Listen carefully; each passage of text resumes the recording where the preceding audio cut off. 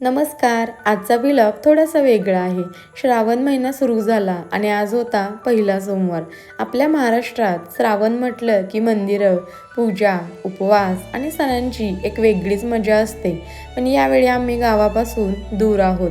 इथे सणाचं वातावरण गावासारखं जाणवत नव्हतं आणि त्यात माझं मुलंही आजारी होतं. पण तरीही दिवस कसा छान गेला. आम्ही कुठे गेलो होतो, काय केलं, नागपंचमी कशी साधेपणाने साजरी झाली, हे सगळं आजच्या व्लॉगमध्ये तुम्हाला दाखवणार आहे. चला मग दिवसाची सुरुवात करूया.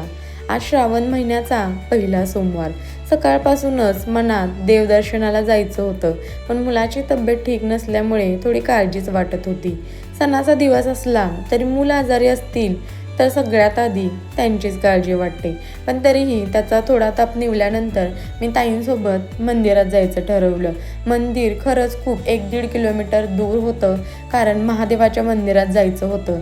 सोबतच नागपंचमीचा उपवास होता, त्यामुळे वारुळाची देखील पूजा करायची होती आणि प्रणूचाही स्कूलचा टायमिंग 12 वाजेपर्यंत सुटत असल्यामुळे तिलाही पिकअप करून तिलाही सोबत घेऊन जायचं होतं. अशी सगळी धांदल होती आणि मी त्याला कडेवर घेतलं. खरं तर पूजेचं ताट मला घेता आलं नाही. मी आपल्या छोट्या बॅगमध्ये सगळं सामान घेता येईल तेवढं पटापट आवरलं. नवीन ठिकाणी राहताना ना आजूबाजूचं सगळंच नवीन असतं, पण देवदर्शनाची भावना मात्र कुठेही गेली तरी तीच असते. आज इथली माझी पहिली पूजा होती. कॅन्ट एरिया, मस्त हिरवळ, स्वच्छ हवा. कधी कधी खूप मोठी पूजा किंवा तयारीची गरज नसते. फक्त देवासमोर 2 मिनटं मनापासून उभं राहिलं तरी पुरेसं असतं. प्रणूला पिकअप करून आम्ही पुन्हा मंदिरात गेलो आणि मंदिरात जाताना उंच पायऱ्या चढून जावं लागलं होतं. प्रणू तर चढाली, पण श्रीनीला माझ्या कडेवर घेऊन वरती निघालो. समोरच ट्रेनची पटरी होती आणि ट्रेनचा इतका आवाज येत होता आणि इतकं असं छान वाटत होतं की महादेवाचं उंच असं शिखरावरती मंदिर आणि त्याच्यात सोबत हिरवळ, ट्रेनचा ट्रॅक आणि खूप छान व्ह्यू होता. मनाला प्रसन्न करणारं वातावरण होतं आणि हे मी पहिल्यांदाच अनुभवलं. वर गेल्यावर कन्यापूजन सुरू होतं आणि प्रणूचंही तिथं दर्शन झालं आणि तिची तिथं पूजा केली.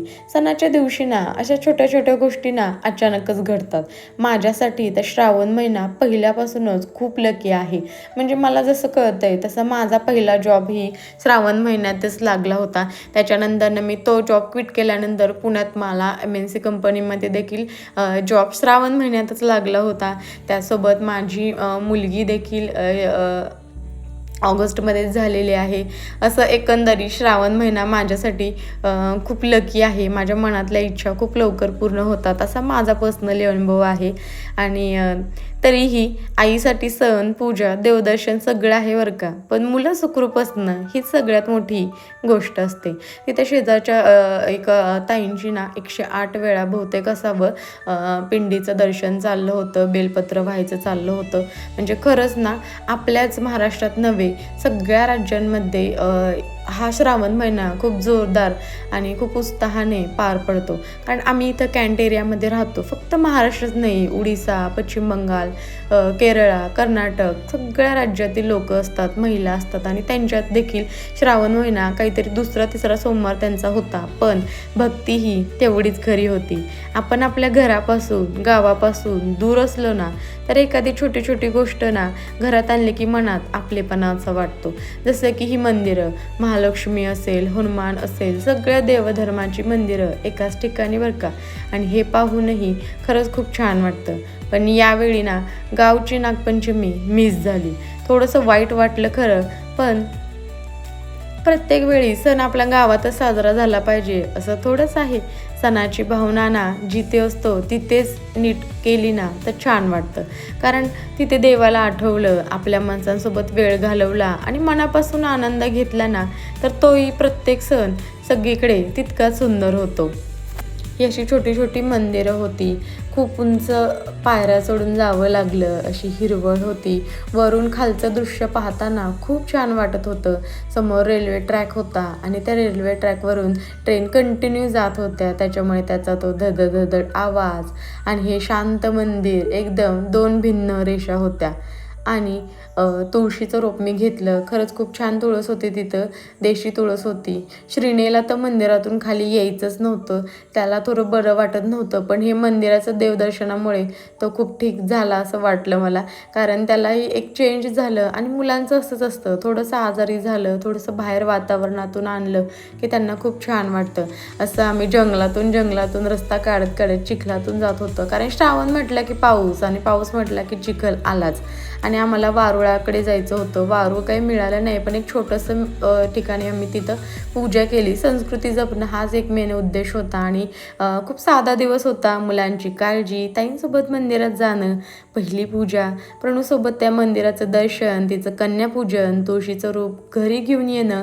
मोठं काही घडलं नाही, पण तरीही हा दिवस लक्षात राहील.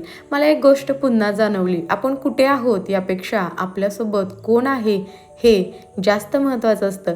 गावची नागपंचमी नक्कीच मिस झाली, पण आजचा दिवस आम्ही आमच्या पद्धतीने जगलो आणि म्हणूनच तो खास झाला. तर हा होता आमचा साधासा श्रावण सोमवार आणि नागपंचमीचा दिवस. गावची नागपंचमी यावेळी मिस झाली, पण जिथे आहोत तिथेही सण मनापासून साजरा झाला. तुमच्या गावाकडे नागपंचमी कशी झाली कमेंटमध्ये नक्की सांगा. व्हिडिओला लाईक करा, शेअर करा. पुन्हा भेटूयात पुढच्या व्लॉगमध्ये एका नवीन भावनेसोबत, नवीन आशेसोबत. तोपर्यंत मी नूतन फौजी पत्नी. धन्यवाद. जय हिंद. हर हर महादेव. हे महादेवा, सगळ्या फौजी कुटुंबांना, फौजी पत्नींना, फौजी आईंना एक मनोबल दे, धाडस दे, शौर्य दे आणि आमच्या फौजीचं कायम रक्षण कर. ही जबाबदारी तुझीच बरं का. थँक्यू. धन्यवाद. जय हिंद.